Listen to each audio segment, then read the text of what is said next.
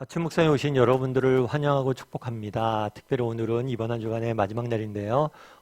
이번 한 주간 잘 오늘 마무리하고 또 주말 기다리고 있으니까 잘 마무리하고 또 새롭게 주말 맞이했으면 좋겠습니다. 특별히 예배하고 또 하나님 앞에 기쁘게 쉼과 재충전이 있는 주말 되길 소원하고요. 오늘은 이삭과 리브가 결혼하다라는 제목을 가지고 창세기 24장 1절부터 67절까지 말씀을 조금 더 살펴봤으면 좋겠습니다. 우리 2절과 4절 말씀을 한번 읽어볼까요? 아브라함이 자기 집 모든 소유를 맡은 늙은 종에게 이르되 청하건대 내 허벅지 밑에 내 손을 넣어라.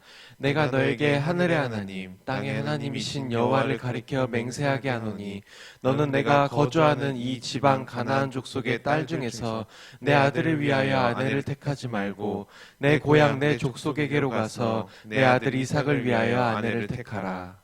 예, 어제 말씀드렸던 것처럼 아브라함이 이제 이삭의 아내를 구하기 위해서 늙은 종은 지혜로운 종이라고 그랬죠. 모든 걸 소유하고 있는 지혜로운 종에게 부탁을 합니다.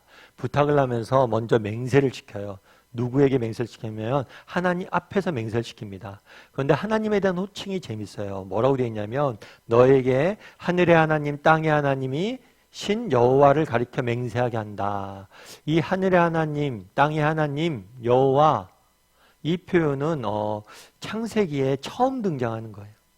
그리고 창세기에 유일하게 등장하는 하나님에 대한 표현입니다. 그럼 왜 하나님에 대해서 이렇게 표현했을까요?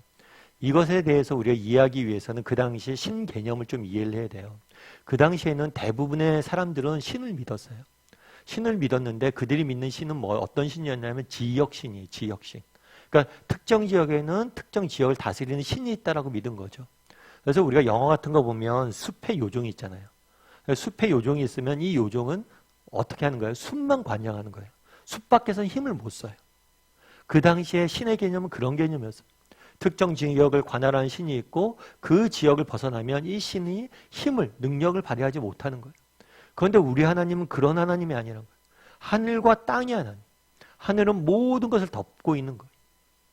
뿐만 아니라 가장 높고 가장 낮은 곳을 어디나 존재하는 모든 것을 다스리는 하나님에 대해서 고백하는 거예요.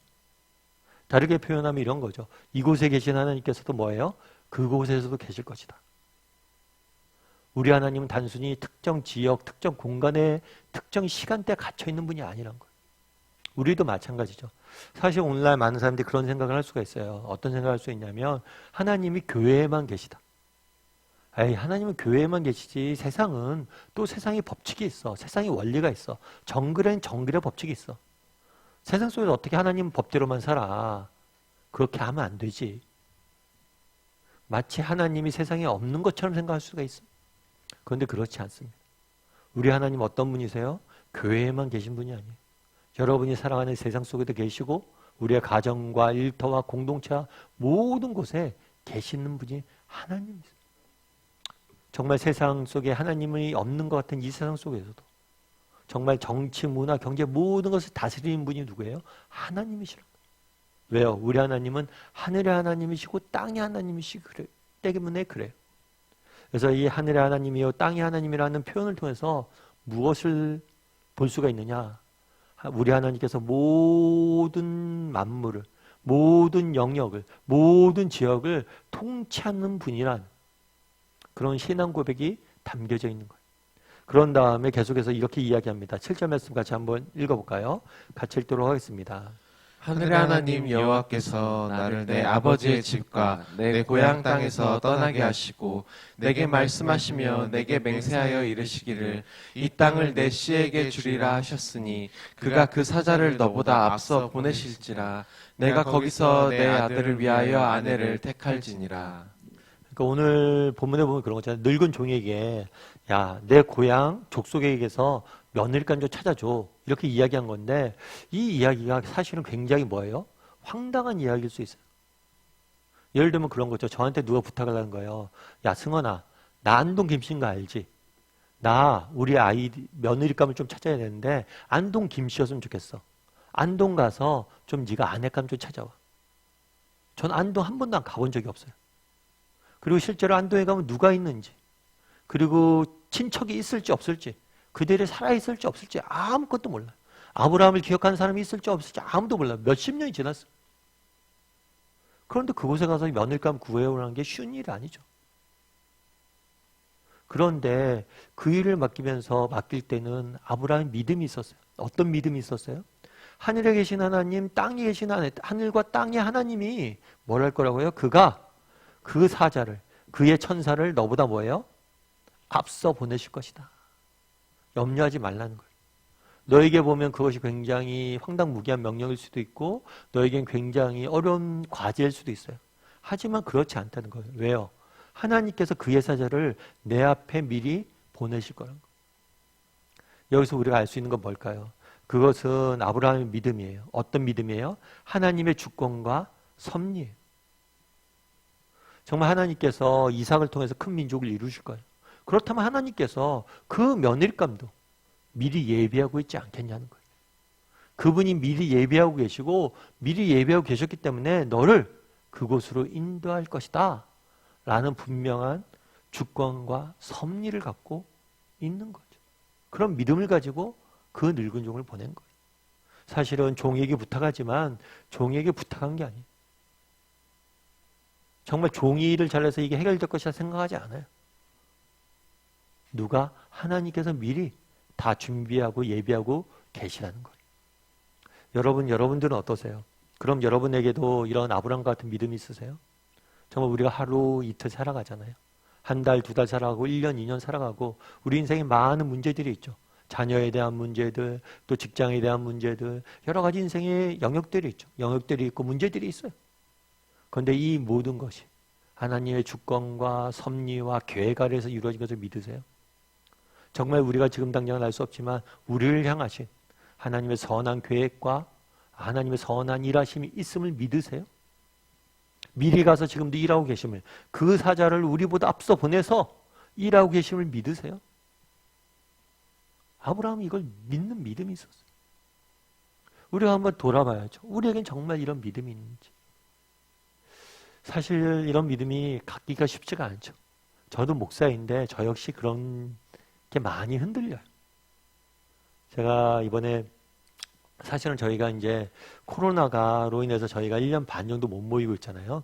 근데 6월 말쯤에 저도 이제 코로나 이제 백신 노쇼 접종 시작하자마자 바로 맞았고 또 6월 말경에 막 사람들이 백신도 많이 맞고 앞으로 점점 좋아질 거다 이런 예상이 많았죠.